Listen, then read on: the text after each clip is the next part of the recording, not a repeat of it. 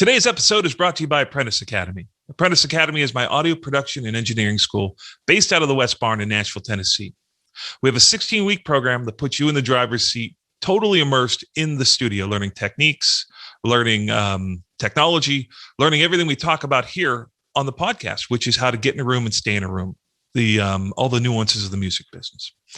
We love this program. It's a great time. We'd love to talk to you more about it. Hit us up at apprenticeacademy.net. There's a lot of information there as well as a contact.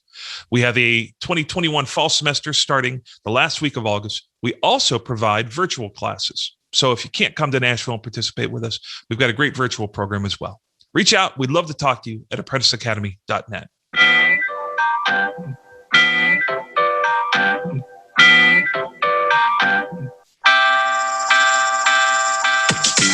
Hey, it's Joe West from the West Barn. Today, we are interviewing Mr. Mike Shimshack, co-host extraordinaire. We figured, we've done now 100 of these, so maybe it'd be good to know the people on the cast. And Mike was kind enough to interview me, and we were talking about. We just want to give you a backstory, on Mike, and get really delve into the way he approaches the music business, because I think it's an underrated version of the music business. Mike's had a ton of success. He's worked on projects that have sold over 25 million units, worked with artists like Britany Spears, Lori Bell Bundy, Sons of Sylvia. That was with Jack Jason Puig. Jack Joseph. What'd I say? Jack Jason. Jack Jason. Jingleheimer Smith. His name is my name too. Jack Joseph. Okay. His band, Johnny Vegas, toured all around and played with a ton of bands. It seems like when we interview anybody, Mike says he has been blown off the stage by them. One of my favorite parts of the podcast. Two in particular, but yeah. But it was a great band, Johnny Vegas. I knew of it in Pittsburgh. Tons of sync stuff. He wrote a song and produced it for Lori Bell Bundy that was on the Just Dance video game that sold over 11 million copies. And every one of those is a mechanical. So hooray, good for Mike. It paid for all the stars on his ceiling there. You could see that's right. He's also big in the development world. And that's what I'm hoping he's going to talk with us about today, or we could start off there. Mike started off in Rochester, New York, then with the band touring around, then made his way to New York City, where we met. He was living in an apartment that was adjacent to a mutual friend of ours that I had been doing a bunch of work with. Stellar dude. Mike's one of the guys that every time I write with him and you're in the room, you're getting like the most hooky stuff you ever wrote. So super compelling programmer, songwriter, and just good energy. Big idea, man. We sit out on my porch quite frequently and talk about how we're going to dominate the world. One of those things was about 3 years ago. He said, hey, I want to do a country, for lack of a better word, a country boy band. And he's like, well, I'm going to do a nationwide search, put together a team, him and Kyle and Amy. Amy is managing, Kyle and Mike are producing. Found these guys, put them together. They're called On the Outside. And they've gone on now to have over 3 billion views on social media. And they are on the verge of becoming gigantic. I think everybody can feel that. But I love that. And that's what Mike's been doing all along. He did it with a little known artist named Jimmy Robbins, who ended up being is currently one of the most happening songwriters in town. He had an album, I believe, on Motown, right, Mike? Yeah, we produced, Kyle Kelso and I produced it for Motown. Yeah. And you had Tina Pearl and Jimmy on Motown at the same time? Correct. And this is when Mike had at a certain point in your career, you had like 20 songs slated to be released, right? I actually, 2009, I did a publishing deal, and I'd kind of just been grinding with honestly no success, but just grinding. And I finally fell into, through a friend of mine named Shep Goodman, who I had worked for. I was an assistant producer. Shep and his partner Kenny Joy were killer producers in New York City. I had done a bunch of stuff, and they kind of threw me in the room with at the time it was like Mandy Moore and O-Town, and I did some Hall & Oates with them, but I was an assistant, but Kenny was an amazing, and still is an amazing engineer, mixer. And Shep was, and they're both really good producers, but Shep was this huge idea guy that, that's probably where I got my inspiration to develop stuff. Honestly, was through Shep Goodman. He's brilliant. And so anyways, long story short is that Shep, when they disbanded as a production team, Shep got a job at Motown as an A&R, and was kind of put in charge of the pop side of, Motown obviously is famously an R&B urban label. And so they were, but it was sort of the pop of its day, right? It was Universal Records. So it was like, they still had some of the machine, but that wasn't their focus, but Shep was brought in to kind of put that together. And I also did some stuff for him with his, we had I guess it was a fairly minor hit, but it was still a great song with a band called Forever the Sickest Kids out of Dallas, Texas. That was one of Shep's songs, but basically it was good timing because Shep knew that writing was, pop writing was something that I excelled at. And at this point there was this mass exodus. I think you were probably gone at that point, Joe. There was a mass exodus out of New York City. It's just too expensive to live. So, which eventually drove me out of it too, by the way. But for that window there, almost everybody had left that wrote kind of was an old school, like just a songwriter. So anyways, everything that came through the door at Motown that was like that would get sent to myself and Kyle Kelso. And so we did tons of records. But tell me a little bit. There was a number. You were like, I have, like, there was one year that you had 20 releases coming out on major label records as a songwriter. 45 releases in 2000. Yeah, all major labels. But that's that I'll tell you, it is unheard of. It hasn't happened to me. 45. You said 45. 45. Right. Yeah. So imagine everybody out there. You finally, after all your years, you get one song recorded that maybe or maybe does not stay on the record. Just recorded. Right. He had 45 songs slated for release in 1 year. But I know we're focusing today on a lot of development stuff that I've done. And that is a perfect example. I didn't own a piece of those bands necessarily. However, the way I got that many songs on was that I would almost develop these, like, you mentioned Tina Parole. Tina was somebody I just thought she was really talented. She was from Buffalo, New York, where this is kind of my neck of the woods. I'm from Rochester, New York. So we just had a chemistry. We just kept doing songs, and I took it to Shep at Motown to shop it. And he was just like, you can't leave the office. We got to have this. So anyways, that because I had done so much work with her previous, when that record came out, it was, I think I had 9 songs on it or something. Something like that, which led to a publishing deal that was a 7-figure publishing deal. It was kind of the last of the Mohegans, I think, probably. Yeah. I can remember. So Mike moved to town and he bought this beautiful house, and he invited, and I knew Mike sort of tangentially. Is that how you? Tangentially, yeah. Through Jeff Copeland, yeah. Right. So I knew him, but we weren't like, we're buds now. We're solid buds, best buds. So I went over to his house for barbecue when my realtor brought me over, who had sold him his house, and I remember little Jimmy Robbins was there, just little, he was like this young guy that you were working with. And I remember Jimmy being super kind to my son, Zach, who was just a 3-year-old at that point, and meeting this dude and just kind of being like, hearing that he had a 7-figure publishing deal, which was like, I had just signed a publishing deal, to put it in perspective, with Sony, where I was making $36,000 a year. Maybe not even that yet. But there were different times and different worlds. My deal was not out of Nashville. My deal was out of Los Angeles. I was like, how do I get one of those deals? I want one of those deals. Yeah, I'd like to know how to get one of those again too. But okay, so here's part of the interesting concept. It's like, okay, people were like, hey, how do I be in the music business? How do I stay in it? And you'll find that the guys that are multifaceted and multi-talented that aren't artists, right? We grow into producers, we grow into songwriters and record smiths, making, records better, however you can do that, right?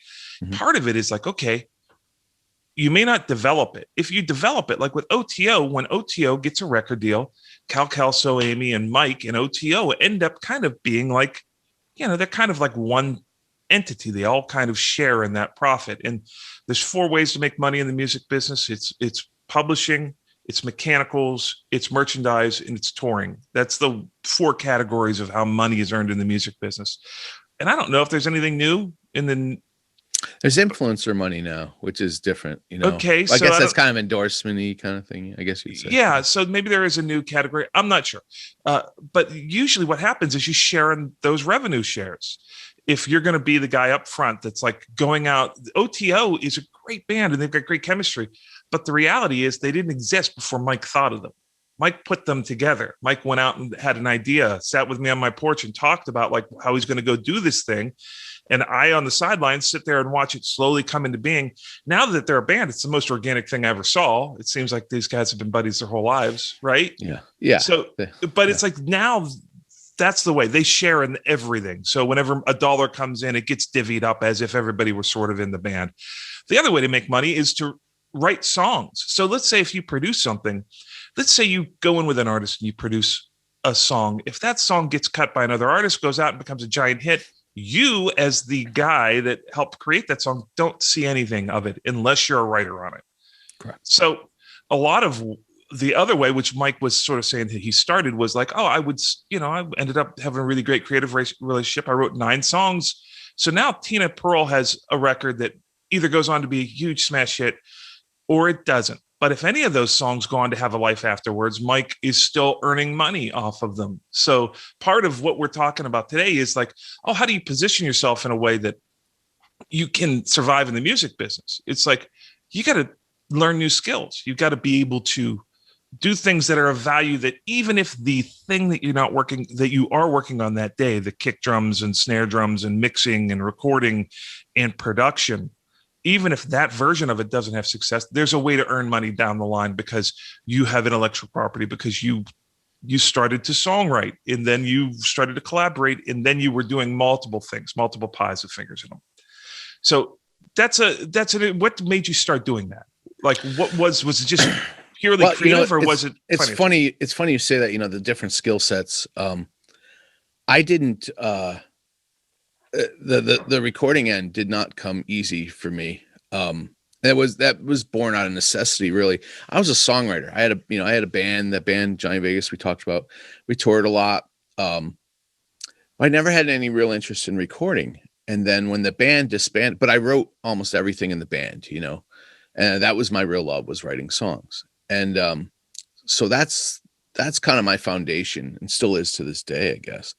But I moved to New York. Was the band a vehicle for your songs, or was very much? So you didn't necessarily have a desire to be in a band. No, it was more about your songs. I hated it. I love the guys in the band, and they were amazing guys that, I've been very fortunate my entire career. We talked about assembling OTO. I didn't really assemble OTO. I was smart enough to find somebody, Amy Nato. I was smart enough to find somebody that knew what a band that was supposed to be a quote unquote boy band was supposed to look and feel like, because she had history as A&R for New Kids on the Block and had been a fan for a long time stuff. So anyways, I'm smart enough to know what I don't know, I think is probably the best way to look. That's a great point, Mike. Yeah. As an outsider watching you, that's a great point. It's like, you are willing to you want the best person in the room to be doing the thing they're best at. I mean, I never was really, to be honest with you, never super into boy bands. So I didn't know what I was looking for. I just knew it was a good idea, and so anyways, but coming back to the other stuff we're talking about, is just the songwriting came easy to me. And then I moved to New York City because I just couldn't afford to hire people to make demos, which I'm sure is a lot of people's story. I bought a little Pro Tools rig with what was that early interface they had? The Digio1. Digio2. Yeah, Digio1. I think I had. I don't know that I remember the 01, but I remember the 02. So I think I had Digi 001. But anyways, and I just relentlessly called a few of my friends, one being John Kaplan, who we've had on the podcast, and the other being Kyle Kelso, who's, both those guys are two of my closest You're friends. like, what's this volume thing do? I didn't know how to do anything. I had no idea. So Kyle was kind enough to come over, and John, I actually was like, I was an assistant at a studio. I was 30-year-old assistant at John's studio in Dumbo, New York City there. And or not Dumbo. It was he was in Chelsea, but it was called Dumbo. Actually, I take it back. But anyways, the production stuff to this day is not like, that's the most work for me. It still is, just in mixing. I'm always asking you questions about mixing and stuff. That's all kind of new to me, and I feel like I'm 50 years old getting my foothold in all of it. But yeah. So anyways, that's kind of where the production came out of necessity for me. That's a good point. I think that as a takeaway, it's like Phil Anthony was over yesterday. We were printing reverbs for Jeff Copeland. I just directed and lit, and Sean Hudgens helped me shoot this new band that Jeff Copeland is developing. And Jeff Copeland developed. Jeff was another big piece of my story, by the way. Love and Theft, which was a big country band, and the Luna Bells, which got signed but never came out. So Jeff has developed a new band. He came over, we shot this thing. Me and Phil were printing reverbs, which means that once Jeff did his final mixes of band and vocal, he sent them to me. I put them out into the room, and we recorded the barn so he would have reverb faders to bring up. And it sounds incredible. Right. We should do a little piece on how to do that. But Phil is begrudgingly getting into, like, because I said to him, like, Phil, he came to help because Phil's such a great guy. Phil's a fan of the podcast that moved to Nashville and now has been hanging out with us. Phil's the best, man. So if you want to move to Nashville, you can hang out with us. So Phil is here all the time, and Phil's very helpful. But I said to Phil, because I'm like, Phil, I'm not even sure that Phil wants to learn about audio engineering. Right. But I said to Phil, I'm like, do you even want to learn this? I mean, I don't want to, if you want to just come over and hang out, I'm okay with that. I don't want, because I feel compelled to be like, hey, all right, now patch it, and here it comes from the wall, and where are we going? We're going to a mic pre, so this is how it's led on the patch bait. I feel compelled to give him an experience, because that's what people usually want. Phil doesn't want that. Phil wants to play bass, and Phil is a great bass player, right? But it's like, when I hear you talking to me, it's like I hear a little bit of my own story, which is like, I never really wanted to own a recording studio, and here I have a recording studio. It's everything. Yeah. And Phil is so begrudgingly going into it, but I sense that Phil is going to need to start producing records because it's like, oh, you're a bass player, play bass in my thing. Hey, why don't you just add some keyboards to it? Next thing you know, Phil's producing it. This is the way it happens. It's the way it happened with you. Yeah. All you care about are your songs, right? Yeah. Very much. All I ever wanted to do was to make music. I had a band, and it's like to get it to come out of the speakers, but there's all these things in between that, and all these people that begrudgingly go into this, like Frank Filippetti, who was a songwriter, right? And he's like, nobody likes my songs, but they all thought they sounded really good. Right. It's like, hey, can you make my songs sound like your songs? And look at Phil's career. And I remember we were talking to Frank Filippetti, and he was going into this minutia of 1-bit recording. It was real deep. Like I was barely hanging on with CD players and stuff. Yeah. Yeah. And I stopped him, and I said, I'm just so glad you didn't become a songwriter, because we wouldn't be having this conversation, right? Yeah, so like all this stuff that's like, if you're coming to Nashville or if you're pursuing music anywhere, the reality is you're probably gonna have to do the thing you don't think you want to do. You'll end up loving it, by the way, right? Because you're always making music, right? As long as music's attached to it, you end up loving it. So I also have never been good. I think one of my strengths, I don't know that I have a lot of strengths, but one of them that I do have is I feel like I'm very self-aware, and I've always been fairly self-aware, almost to a fault probably.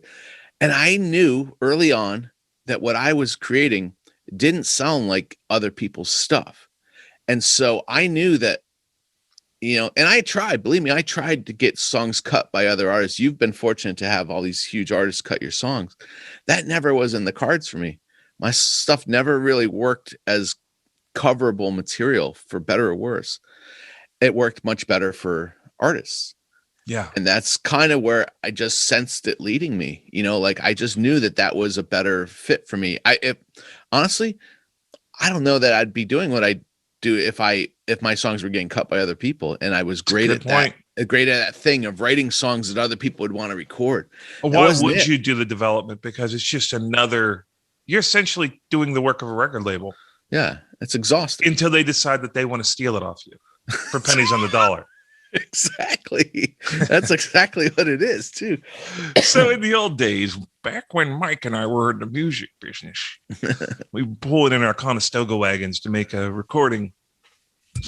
You know, you would have people like David Geffen, who had Asylum Records, which the name of it says everything. It was if you watch the Eagles documentary, it was, you know, the Eagles living in a house and Jackson Browne living in the basement, and above was Linda Ronstadt, and they were just hunkered down, and David Geffen was giving them time to become artists and telling, you know, just like, oh, that's great, or no, you know, we'll wait a little bit, and then spending years developing these artists until they had something to say and figured out how to say it, right? Yeah, and it's like they don't do that anymore. They want Mike Shimshack to do that. Yeah, they don't. You know, but I guess I see it as opportunity. You know, I see it as the fact that they don't want to do it, and if you're willing to do it, you can make some real money off. Well, I'll take it one step further. They don't only want you to develop it, make something out of nothing, or wait for the magic.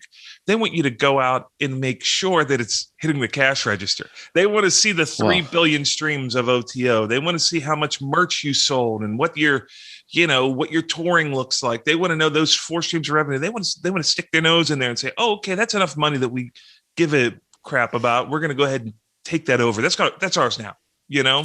Yeah. And, you know, OTO is a great example. It's like, you know, it's something that is a hybrid. It's between pop and country. And, you know, to be honest with you, some of the struggles we've had is it's too pop for Nashville. It's too country for LA. Yeah. So we fall in between, and in this playlist world it's not true, by the way. I mean, that's just the bullshit that people say when they don't sign the Beatles, right? I mean, well, yes and no, but it's like, you know, in this playlist world we live in, I'm learning some lessons the hard way myself. That, you know, if I'm being honest with you, like, I'm looking at other artists like Taylor Swift now, and these people that start squarely in a genre, right? She started squarely in country and then worked her way into other genres. You know, we wanted to go right to the other genres, we wanted to create our own genre, and we didn't have the juice to fully do that. So it's been a tweaking. I don't want to undersell it, because it's been absurdly successful for what it is, but you know, there has been some issues with getting the stream numbers to where we want them to be. You know, the band actually makes money because they're social media influencing, and, you know, their inception was just shortly before the pandemic. So that didn't help things. You know, they want to go play. And so luckily they're playing a bunch of festivals coming up and stuff like that. But, yeah, it's just been a really, this particular project on the outside has been a very interesting learning project. It's been exhausting. It's been a little bit of a beating. It's been elation. It's been joy. It's been pain. It's everything, man, all wrapped up into one. You know? So tell us, what does it look like when a label takes it over? Because that's the goal here, right? You get somebody it is the goal. And to be honest with you, I'm okay with that. I'm not the guy. Follow through is not my strong suit, if I'm being totally honest with you. My strong suit is the excitement and the inception of the idea and the creation of the idea. That comes back to being a creator, right? Like, once it gets wheels and gets going, I'll have my ownership in it, and it'll just be handed off, hopefully, to somebody else. I'll always be involved in the production and the writing, and to the extent that they want me to be, you know. And that's another thing. I don't get super upset if somebody wants to go try other people, like after they reach a certain point. That doesn't bother me at all. You know, it's just kind of that. I feel like that's the natural evolution of an artist, anyways. So I guess for me, it's like, I like getting it. I like the idea. I like putting it together. I like getting it going. And then I want to hand it off to somebody else, and I want to start over on something new. So if you do, let's say they put out the record that you do, right? Then you participate as a full-blown entity. Let's say record 2, they take it to somebody else, and they do the record. Like, what do you get? 10% of that record? There's usually what they call laddering out. They ladder you out of the. That's exactly what it is. Yeah. So what is that amount? Can you tell us, or is that? Oh, I honestly don't even remember on this particular project what it is exactly. Tell me what it normally is on a record. So you basically, if they get a deal, right? Mhm. If they get, this is all contingent on, you know, them getting a record deal, which I think they will. It doesn't seem all that far-fetched anymore. But if they get a deal, then we're entitled to participation in, I think it's maybe 4 records or something like that, you know, and it's different than a manager, than the sunset clause type thing. You know, I don't have quite this full uh longevity that a manager would have with it. But that's okay. I also don't put in the kind of time the manager puts in, you know.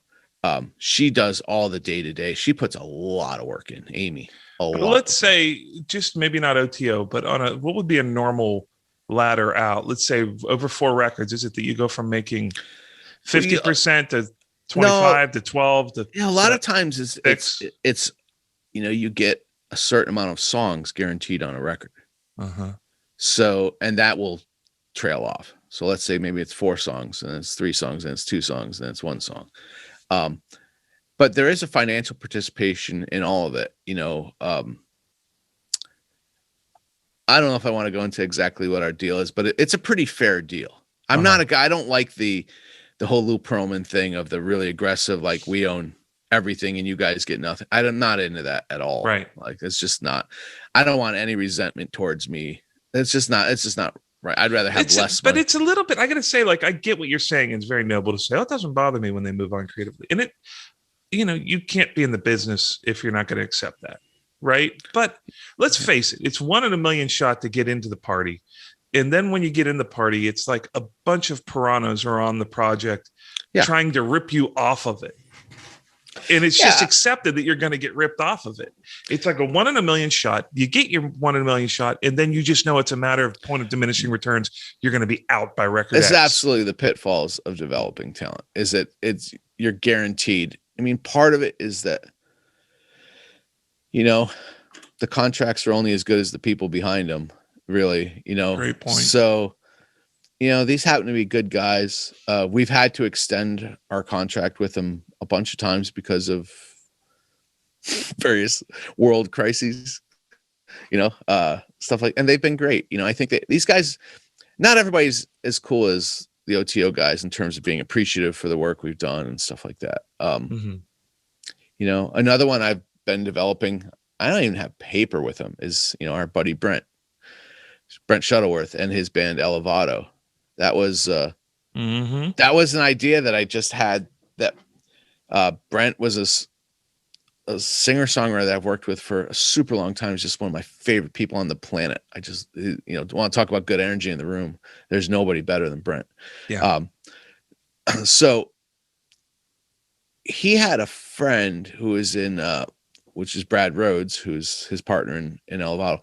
Brad had another band called Melodyne, and they were a big touring band and had been successful. They had a very similar story to my band, which is, you know, 11, 12 years on the road, grinding it out. And it just, I think, just started to kind of fizzle out after a while. They just, you know, you have kids and all this stuff. So a couple of the guys in this band, I think, had families, and it just wasn't the same excitement as it used to be. Anyway, so Brad was kind of, you know, after 12 years, what do I do kind of thing. And he saw Brent play a show, and Brent was doing all this stuff with Native Instruments Machine and all this stuff, you know. Sorry, my phone's ringing. Just doing some really cool stuff on stage with electronics versus just the singer-songwriter with the acoustic guitar. Brent was doing all this wild stuff, and Brad saw it and was inspired by it, wanted to be a part. So he just said, "Can I come to Nashville and work with you and the guy you're making your records with?" And so he came, and they were so good together. They were so cool. Like, their vibes were so similar, so good. And I just suggested, I'm like, you guys should really start a band together, because, you know, they kind of like fill in the spaces where each guy maybe need a little work, you know. And Elevado, that's a perfect example of want to talk about development. I'm watching that before my very eyes make huge shifts and changes. And it's exciting to watch. That band like went from, I guess, being singer-songwriter, you'd call it. What do you call Elevado? Like singer-songwriter? Like, You know, the very first iteration would have been kind of like Ray LaMontagne meets, it was very triple A singer songwritery. Very triple A. That's a great way of putting it. Great songs, kind of like it's kind of in the vein of Train or something like that. I guess you'd say. But Brent wants the world, right? So he wants the stadiums, like he wants it to feel like that. And so I think they were all missing the energy of. So, anyways, Brent, I'm really proud of watching Brent become this. He's becoming a world-class producer. He really is, slowly but surely. We live in different cities now. Brent lives in the DC area where Brad lives. So, my involvement with that now has become kind of Brent will do a lot of the track work, and they'll cut the vocals there and send it to me, and then I'll do overdubs and mix it and stuff like that. And I credit him for having really pushed me to get into mixing more. I mean, I stomped my feet like a little child when he said, you're going to have to mix it. I was like, I'm not a mixer, dude. I'm not a mixer. Like, like I don't know what I'm doing. Like I knew, cause I always, again, come back to the self-awareness. I always knew that my shit didn't sound like like the guys I admired. I always knew that, and it would drive me crazy, but now it's getting like, he pushed me because they just didn't have the finances to do it. And again, it was quarantine. They weren't able to go perform and play and make money and all this shit. So it's not exactly the best way to be courted. It's like, dude, you're mixing this record, not because we love what you do. No, because we can't afford anybody else. Yeah. Good luck. I was like, dude, I threw like a tantrum and he was just like, sorry, man. I was like, shit. So anyways, I went back. I mixed the early stuff. It's okay. But the last thing we just did with Brent's production, and it's more like the modern One Republic now, which almost has a lot of dance elements in it. It fits more of what their show is heading towards. But man, you want to talk about development from where that thing has gone till now and where it's probably heading is wild to watch. Right. That's crazy band development. Yeah. And that's another good example. It's like, you're willing to morph. How many people will go from being the producer, then you're the kind of guy that's like, oh, wait a minute, I need to step back a little bit. There's something going on with Brent. It's really interesting. I need to pull back my producer reins and give him more of my producer reins. Like, that's not a natural indication of how people feel with power. I have ego like everybody else does, but I feel like the older I get, the more in check it is, and the more I realize that, hey, well, if it is the best thing for the record, right? You do it. That's it. I don't really care, as long as I just want to get to the finish line, man. I don't really care how we get there. That's a great point. And everybody that does try to seize and hold on to power the only way to deal with that is to eliminate them. Yeah. You got to get them out. Whereas now it's like every time I see Elevado live or hear them on a podcast, they're talking about you multiple times. Well, they're incredibly generous with that stuff. Well, my point is, it's like, if you were a power monger, they want to be, their indication would be to get away from you. And it's like you giving up the powers actually caused them to admire you more. You're more a necessary part of the record than you ever have been. Well, they're also the ones out there performing and playing and knowing what their set is missing. You and I went to go see them perform recently, and even you were leaning over and saying, what is this? And it was the newer stuff that was the stuff that's, that's Brent is finding his voice as a producer, and it's the stamp of Elevado. And we we're similar. Like, he was kind of my protege, right. So it's similar, but he has his own thing, man. And it's like, it's really cool to watch, man. It really is. But anyways, that's part of development to me. Is like, if you're truly letting the artist develop, you got to let them develop. That's true. Yeah. And, it's like, you got to let them go off into the weeds if they need to go off in the weeds for a minute. Well, that's been something for me that I've been really trying to work on, is just keeping my mouth shut. When I don't necessarily agree with what it is, well, let's just try their way first, which was never my strong suit. It's nobody's strong suit. Right. That's learned behavior.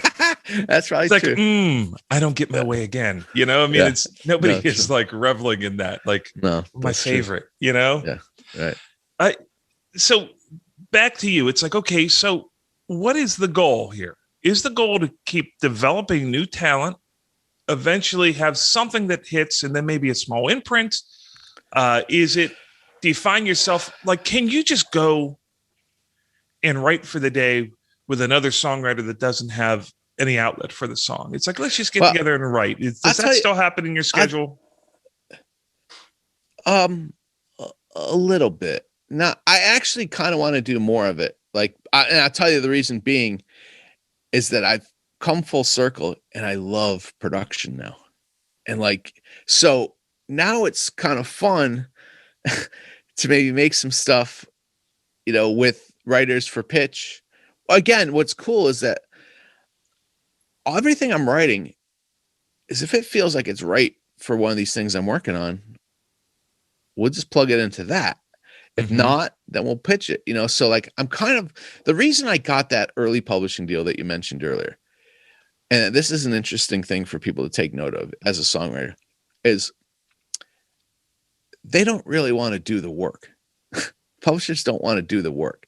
I was doing the work. I was the vehicle for everything. All of that 45 cuts, I think only the Britany Spears was something I didn't really have a lot to do with. It just kind of got, Britany Spears. She was already Britany Spears. Everything else I had built. They're all records, bands that, were troubled bands that couldn't find a direction. I happened to swing in and get it right on the first one, which is luck, luck of the draw. But that is something to note, is that if you can be the vehicle, people will like throw money at you. If you can be, because nobody wants to do it. Right. So if you're willing to do that work, and it's hard, man, and it's expensive. I spent a fortune of my own money, putting into these things and just staying awake at night, just stressing over it. But knock on wood, it's worked most of the time. So, but that's the key. I saw this one quote a long time ago with this guy that really it was like an advertisement on Instagram or something. But I usually, skip through those like everybody else. But this guy said, if you want to be wealthy, don't focus on money. You focus on value, create value, and money is a natural byproduct of value. I was just like, wow, that's like mind blowing to me, because that's if you can go create value, people will pay you for it.